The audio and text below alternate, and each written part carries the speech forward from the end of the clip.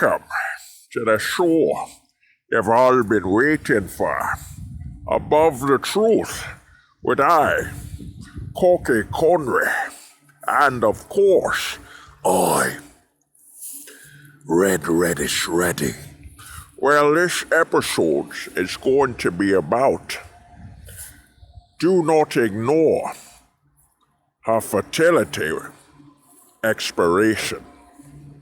You see, as we touched up on the fact that feminists have taught women to ignore the rules of the sport they're playing, their body. Their body is playing a sport known as soccer, or football as they call it, where the clock doesn't stop, where the clock continues to run. Even the clock continues to run on the end of their fertility. You see, you as a man must not reward a woman for spoiling her fertility. You see, that's why we say you should not have marriage. You should not marry anybody past the age of 23. You see, a lot of women have been taught to actually progress, to regress rather than progress. You see, back in my day, a woman was seek to get married by age 18 or even younger if the parents would set them up at a far younger age. But now the reason for this, a lot of so-called liberals and progressives will say that was a negative thing, that was not a good thing at all. But in reality, it was what was best. You see, let's say she got married at age 18 with a man. Now, what are the pluses of this that she gets married sooner than later? You see, what feminists have been teaching women is to regress and take pride in regression, rather than the truth and what it means to actually progress. You see, they tell a woman, you can't have a career with a man in your life. You have to focus and give your entire self to your career as a priority. Now that works for a man, you see. As we stated on our previous video, it works for a man because a man could take time out on his fertility. And what I mean by that, a man could take time off on having children as long as he wants. A woman, on the other hand, can't. She has to have children as soon as she can when she's healthy, or the risks are dire for the child and herself, you see. Now, what feminists have taught women is that you can't have a career with a man in your life, which is outright stupidity. And it's actually pushing the image that a woman has to babysit. Woman has to babysit the man she's with. And that is why she can't focus on her career. When in reality, being with a man would secure her more than her career. Because that man will not fire her because he's replaced her with new technology, automation and such. That man will remain beside her. And the reason that it makes no sense, as I said, that feminists push the notion that being with a man, you have to put aside your career, is that a man is a grown adult. He's not a child in need of babysitting. So while she's with that man, she can still focus on her career. And in fact, she'll be in a far better shape, for she can come home to a man that's gonna support her and be beside her, rather than working herself to death and ignoring the clicking, the sound of her fertility window closing. You see, and this is where, and I'll let my co-host take the rest. You see, the problem is this, really. You see, a woman could be with a man, and in actuality it's far better for her that if she had a man with her, started a family with him, got rid of that, you know what I mean? You got rid of that chapter of your life. You started a family with him, maybe had a kid or two, depending on how many children the man wants. And we'll make a video why you as a man should not settle or wait for when she wants to have children. That if you do, you can't qualify as a man anymore. But let's get to what this video's about. You see, if she started a family with a man, she could have a few children depending on how much she wants. Then she could go to school. You see, notice, by having a family with a man first, she can go to school and she does that sacrifice, starting and being a part of having and starting a family. And then she could go to school, start a career, as she'll have children already and a man waiting for her. Where feminists, on the other hand, sell to women, you've got to put your career first. When in reality, putting your career first is putting not having children first. For you say, if a woman was truly about having it all, and she would focus on getting being with the right man first, having children, then going to have a career. Then she wouldn't sacrifice having children at all, and she could have the whole thing, a career and children and a career. You know, what do we call that? A woman could have a C and C, children and career. But she puts her career first, then she's putting and dedicating her life from making it harder to impossible to having a family. That's what goes on. Now, I'll let my co-host go on, bruv.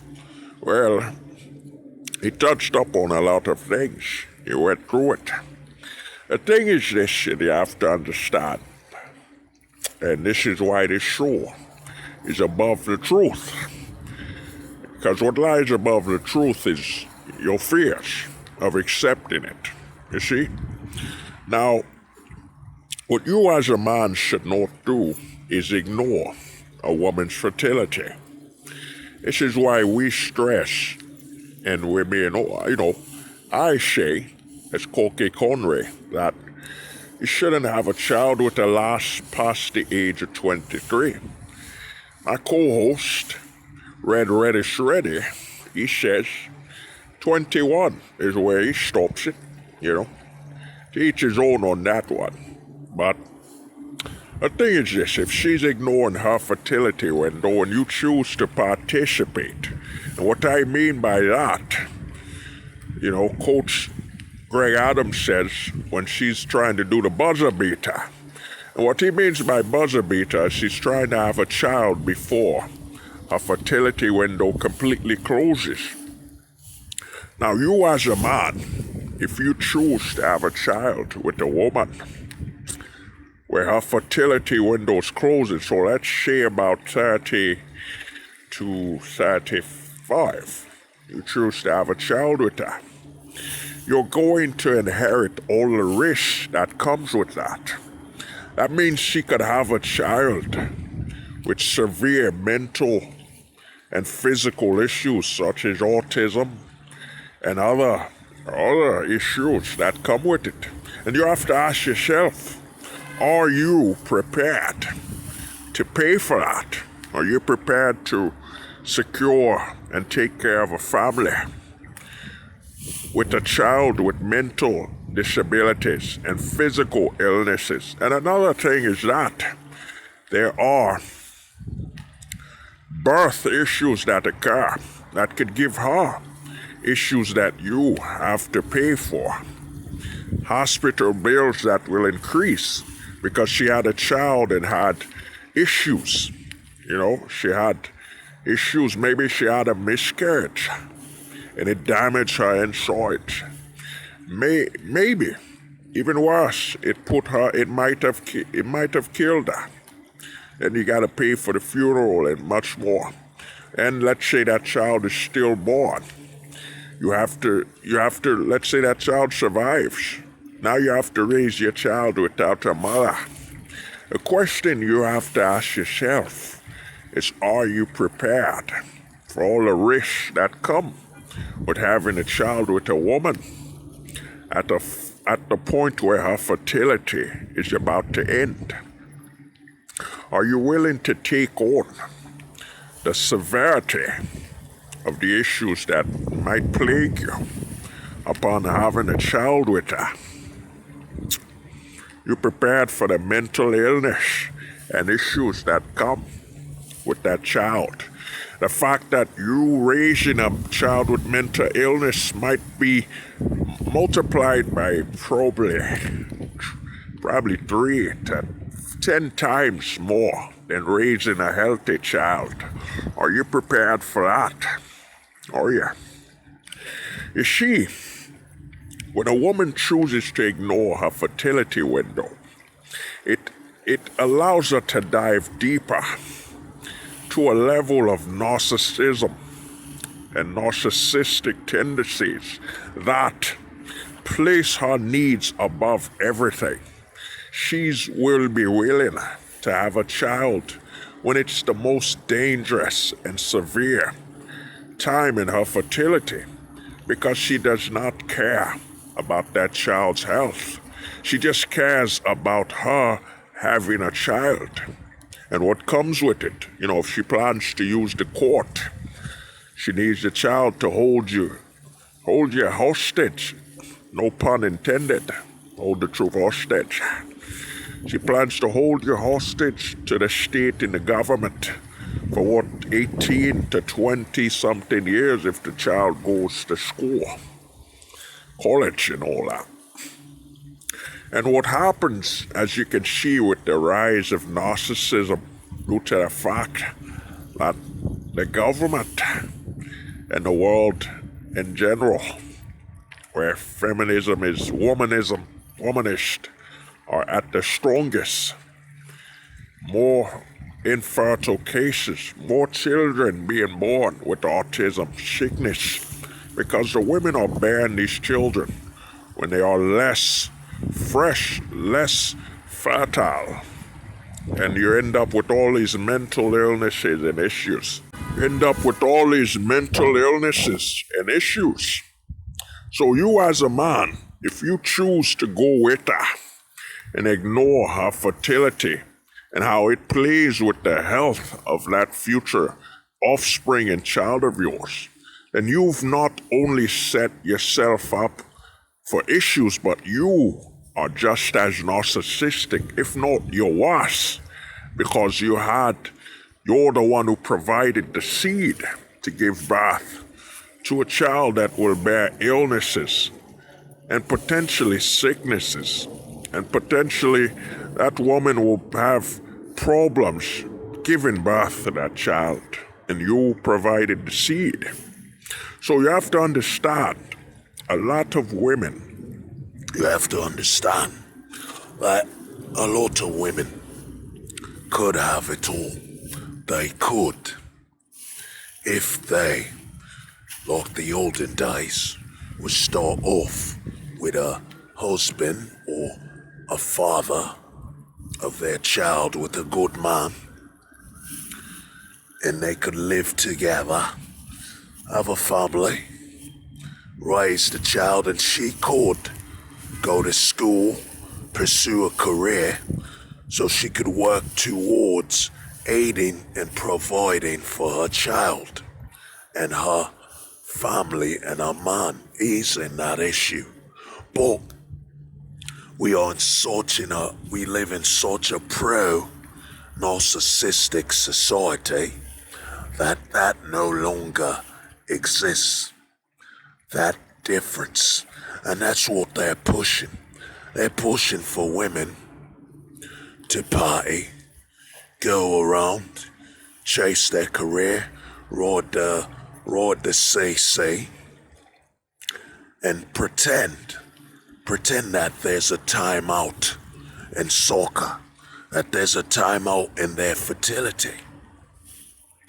Because for the government and for the consumeristic consumption, it benefits them more that women are out there spreading their legs more, having more fun, because it increases the transmission of STDs, which means it increases the price for STDs.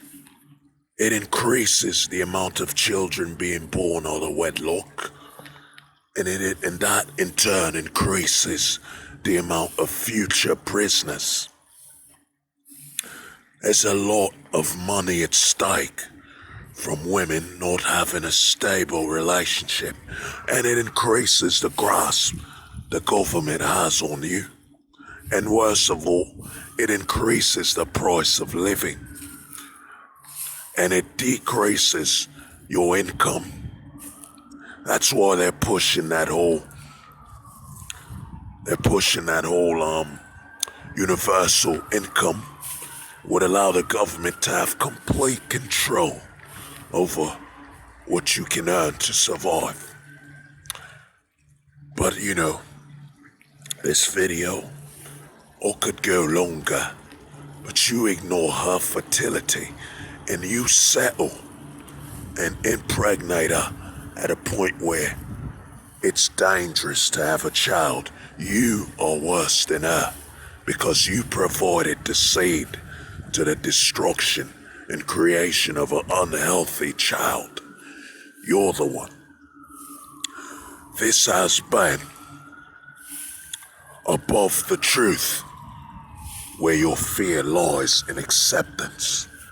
Alrighty, you have a good one, and remember, put a shot of liquor in your tea and take a shot for the Queen.